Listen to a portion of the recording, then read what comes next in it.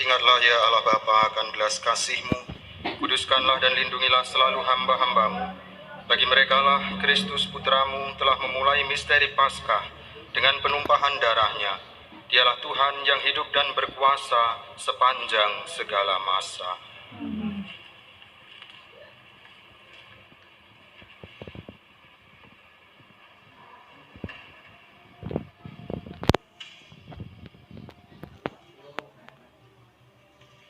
Pembacaan dari kitab Yesaya.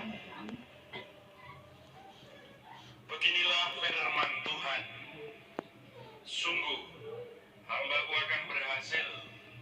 Ia akan ditinggikan, disanjung dan dimuliakan. Seperti banyak orang tertegun melihat dia, rupanya begitu buruk, tidak seperti manusia lagi, dan tampaknya tidak seperti anak manusia lagi. Demikianlah ia akan membuat tercengang banyak bangsa, dan raja-raja akan mengatupkan mulutnya melihat dia. Sebab apa yang tidak diceritakan kepada mereka akan mereka lihat, dan apa yang tidak mereka dengar akan mereka pahami. Maka mereka berkata, siapakah yang percaya kepada berita yang kami dengar? Kepada siapakah tangan kekuasaan Tuhan dinyatakan? Laksana sebuah taruh, hamba Yahweh tumbuh di hadapan Tuhan, dan bagaikan tunas ia muncul dari tanah gersang. Ia tidak tampan, dan semarak pun tidak ada padanya. Kita tidak tertarik untuk memandang dia. Keindahan pun tidak ada padanya, maka kita tidak suka padanya. Ia dihina dan dihindari orang. Dia seorang penuh kesengsaraan. Dia seorang yang tahu apa artinya menderita kesakitan. Ia sangat dihina, sehingga orang menutup mukanya terhadap dia, dan bagi kita pun dia tidak masuk hitungan. Tetapi sesungguhnya penyakit kitalah yang ditanggungnya, dan kesengsaraan kitalah yang dipikulnya.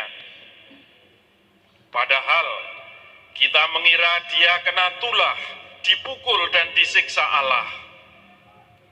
Sesungguhnya ia tertikam oleh karena kedurhakaan kita. Dia diremukkan oleh karena kejahatan kita.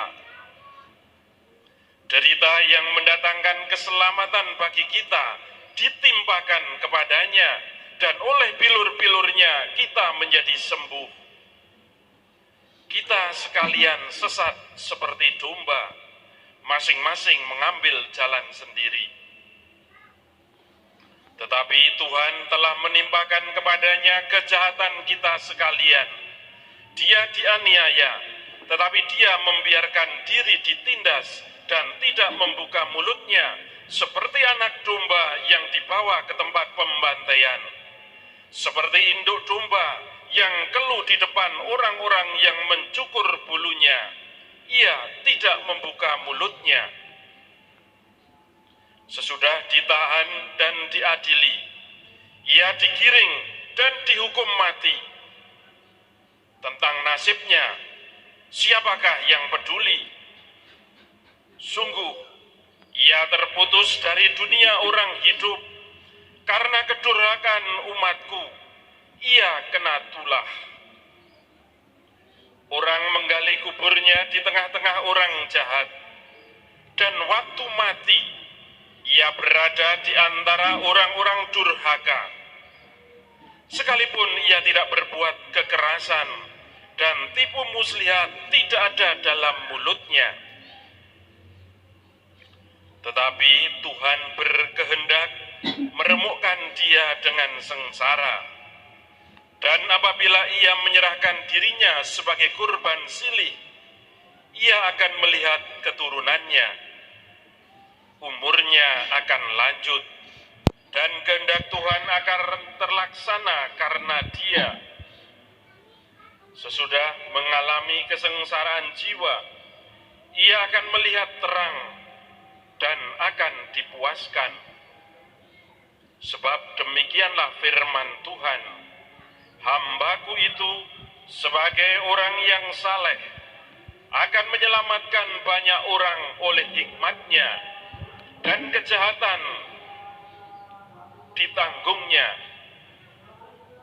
Sebab itu, Aku akan memberikan kepadanya orang-orang besar menjadi miliknya, dan ia akan memperoleh orang-orang kuat sebagai jarahan. Ini semua sebagai ganti, karena ia telah menyerahkan nyawanya kepada maut, dan telah rela terhitung di antara kalangan kaum durhaka. Padahal dia menanggung dosa orang banyak dan berdoa untuk orang-orang jahat."